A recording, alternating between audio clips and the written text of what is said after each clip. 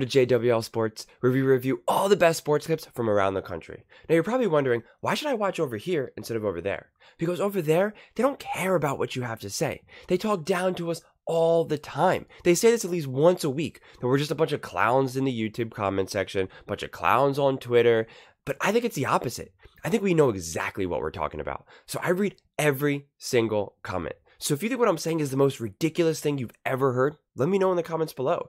If you think what I'm saying is the most amazing thing then let me know in the comments below.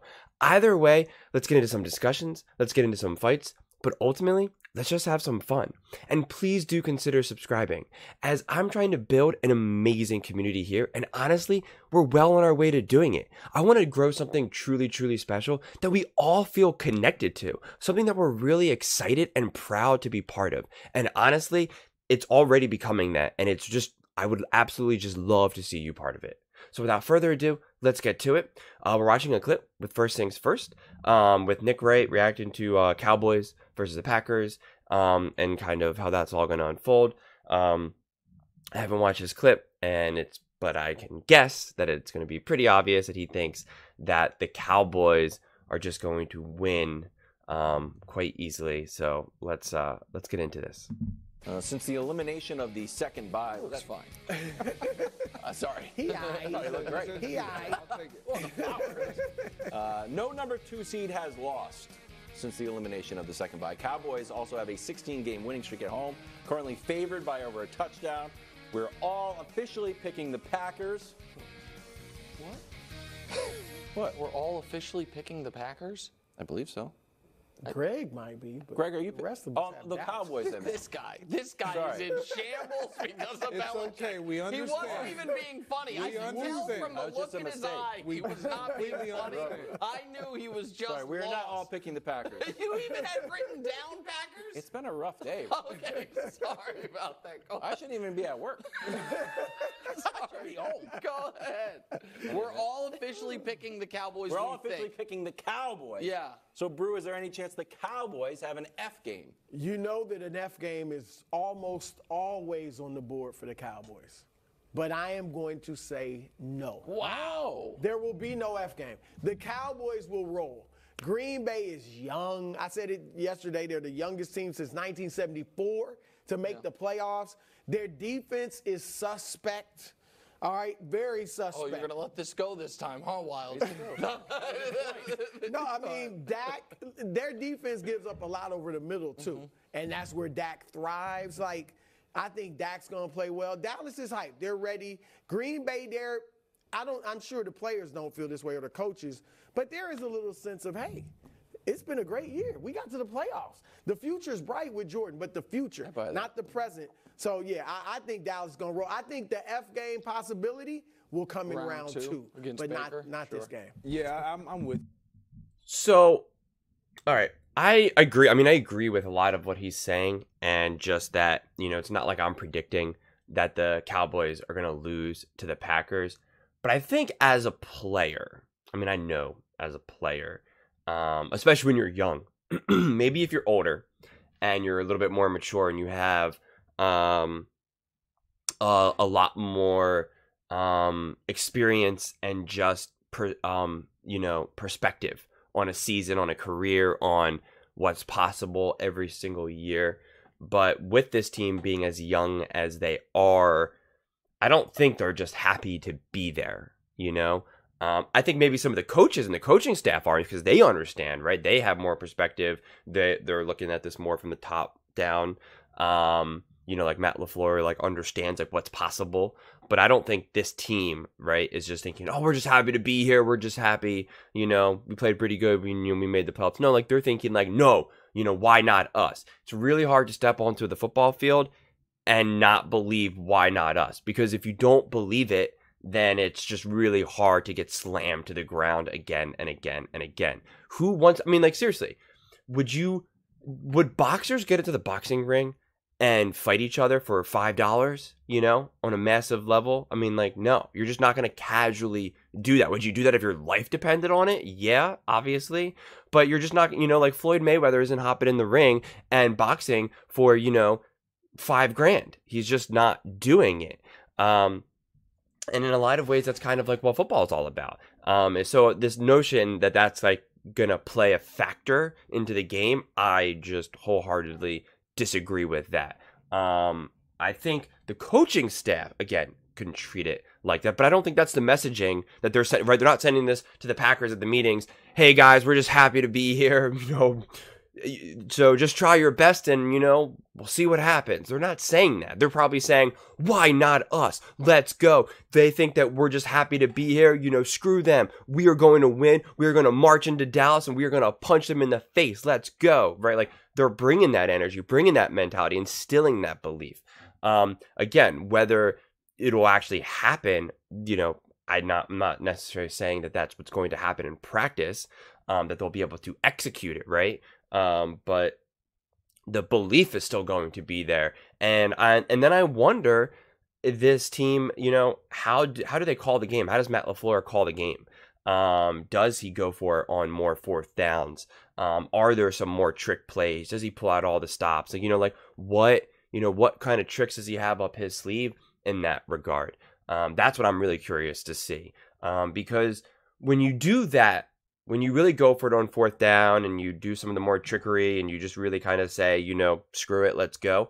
To me, those things really end up being like a coin flip, right? It either really works out or it doesn't. And so, you go for it on fourth down or you do a fake punt or a fake field goal or, whatever. You don't really see a lot of fake field goals these days. But, you do those things. And if it works out, then you have the possibility of going up like 14-0 against the Cowboys, right?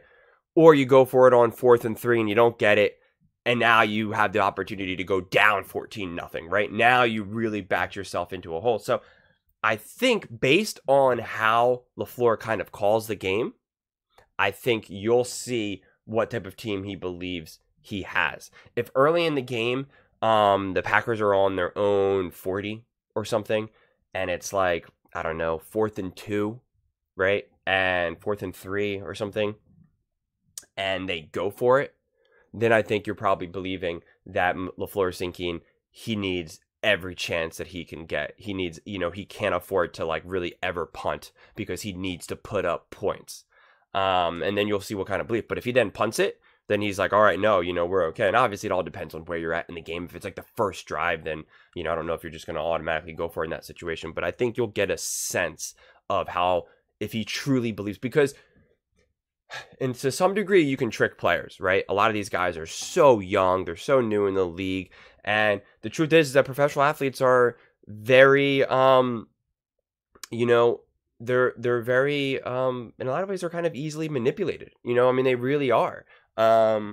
And because they haven't had to get through life so much with, scheming and intelligence and this, that. It's not to say that professional athletes are dumb. That's not at all what I'm saying. So please don't make it, don't make it sound like that. But, a coach, right? Like that is what a coach's job is to do in a lot of ways, is to tweak and manipulate and to push and pull and, to really use his brain, right? He's not, a coach is not being paid to use his physical athleticism, right? And his blunt force, like that's not what, a coach is meant to do.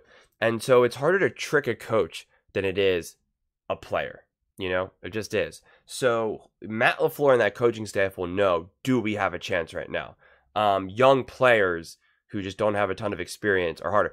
But a mature player will know, right? LeBron James knows when his team can't win or not, and he knows it. He's no dum-dum, and so if he's on a team that he knows just can't win, then, he kind of will slowly change the narrative to being like, well, I had a great year and this or that, and he'll kind of change the narrative a little bit. But I think that's harder to do that for younger players, especially going into a playoff game like this, who, a lot of people probably thought that they weren't going to make the playoffs, right? And now they made the playoffs. And so now you start to have that feeling of like, we can do this. Why can't we go on a run? Let's go. And then of course your family and your friends and your girl, everyone around you is like, you got this. Come on, we're doing this. Damn, love is really showing out. Like, let's go, and you start to really feed into it. you. I don't think there will be an F game. I will say this. As much as you've talked about the Green Bay Packers defense, they don't give up a tremendous amount of points. So for the Cowboys, and I'm on the Cowboy bandwagon now, for us just automatically believing they're going to steamroll the Packers, I don't know how much that is true because they put up fight. But you got to believe with all that's at stake, with Mike McCarthy starting, that he gets to play his old franchise, right. the team that he won the Super Bowl with. Obviously, I was a part of that. And then you think about Dak Prescott. Micah Parsons has been doing a lot of talking about the regular season has been cute and understanding what's at stake this season. Even with the Bill Belichick stuff now looming, they are listening to all of what the media is saying. Of course. Yeah. Micah talks every week. Yes. No, but do you think that's in McCarthy's head? Of course. Of course. He hasn't been great in his tenure with the Dallas Cowboys, specifically in the playoffs. And so this is when, as a head coach, he would always tell us, this is when the games really matter. This is what mattered. This is this time of year where you separate good from great, great to elite. He understands that. He is no exception. So I put it at 0%. And I'm going to dust off an old favorite from a few years ago. Better than a bye for Dallas. I think this is because the postseason has had some real anxious moments, and because the Packers are so young, and because Jordan Love, and credit to you for pointing this out earlier, and credit to him for playing so well. I do think Jordan Love's good, and I think he's going to be very good, but it's his first playoff game. It's a road environment. His team's a heavy underdog. I don't see a scenario where not only the Packers win, where it's close. And if you just look at the numbers going into the game, Dallas at home has slaughtered people, and we can show you that, and we know that. They're best in everything. And the point I was trying to bring up earlier this week that led to quite the kerfluffle until then Brew mentions it, and there's no problem whatsoever, is the Packers' defense is not good. And so if the kind of genesis of better than a bye is why would something be better than a bye? It's because you can work on things. So I do have something that I think the Cowboys need to work on. Can we get something out of Tony Pollard? If you're Dallas. He was good last week. Exactly right. And that's why you saw a little, I mean, against a terrible team. 17 for 70. Yep. And so that's not great, but I mean, the guy had 1,005 yards this year in a 17-game season to feature back. And so can you get that running game going at least a little bit to even further open up the passing game? So I think that's the Cowboys You may approach. have opened the door. I hate to say it. You may have opened the door to the F game. Why? Because last time you talked about somebody practicing, what happened? What do you mean? They started. They went 5-5. Yeah, and that's the whole. That's like just a very dumb take of that the team is going to try to like practice or work on something at that game. If you're the Cowboys and you're treating this game as like a practice game, or all right, we want to try to get Tony going to try to get him some confidence and stuff like that, then you're not actually planning on you're not taking your opponent seriously. Right, you're treating it as a practice, and that is absurd. And that is what Brew is referencing is what Nick said about the Chiefs and how the regular season is, practice for them, and how they just try to, especially the beginning of the season, and how they're just like working on things and this and that, and they're perfecting, essentially their team and their craft. And it's like, how well did that work out for them? Not well at all. So it's just nonsense. It's like this idea of just, playing with your prey, right? Or like the tortoise and the hare, right? No matter how far ahead of you are, you could just like dance around and chill and no one will ever catch you. And that's like, if that's what you're going into the playoffs with that mentality, then you are so confused, especially if you're the Dallas Cowboys, because the Dallas Cowboys, more than any other team that has been winning, more than any other team in the playoffs that has been winning, has the greatest likelihood of also losing because of who they've played, who they've beaten, and who they've lost to. So I'm not saying that I believe that the Cowboys are going to lose this game. So before you Cowboys fans just say that I'm being a hater, I'm not going to beat the dead horse and just keep talking about the schedule again and again and again. But they played a terrible schedule, the easiest schedule, and that's just the way it is. And so going into the playoffs, it's not like it's the Cowboys. The real point that I'm trying to make is that the Cowboys are not a juggernaut team. Okay? They are not a juggernaut team. They're not, the Eagles of last season or the Chiefs of last season. They are not the 49ers. They are not the Ravens. They are not a juggernaut. They just aren't. So they can get got. So the moment that you take your eyes off the ball, it can just go disastrously wrong. Okay? I mean, just absolutely. No ifs, ands, or buts. And so now you're talking about being in the playoffs, and anything can happen, and it is do or die, right? So this idea that you can just kind of we'll just go, our agenda is to try to get someone going, and it's gonna, this is better than a bye. That's just nonsense. That's just nonsense. I mean, it really is. And that's already then just not respecting the Packers, which I don't know if that's the way the Cowboys are doing. I think the Cowboys have a lot of cocky players, but I don't know if they're going to necessarily overlook the Cowboys. I think they're going to feel confident being at home, and I think that they're confident in themselves, but I don't know. I think maybe some of the players, right? I don't think Dak is being overly confident, but I think maybe Micah Parsons is. I don't think Mike McCarthy is being overconfident, but I am confident that the Cowboys absolutely have players that are probably overlooking this game. And yeah, I mean, listen, they are obviously favored, 7.5. That's pretty legit. But at the same time, what does 7.5 end up being? Going on it on 4th and 3 and actually getting it and now getting a touchdown, or Dallas going for it when they're at their own 45 or something, right? And they're like, all right, it's 4th and 2, let's go. We're gonna steamroll the Packers. We don't believe that they can beat us. We're going for it. And then they get stopped. Then boom, that's a swing, So you just don't know how some of these things can turn out, right? Who would have ever predicted that Dak Prescott was going to fumble the ball against the Miami Dolphins at the 1 yard line, right? And there you go. That's what happened. So there's just a lot of things that you can't just automatically count out.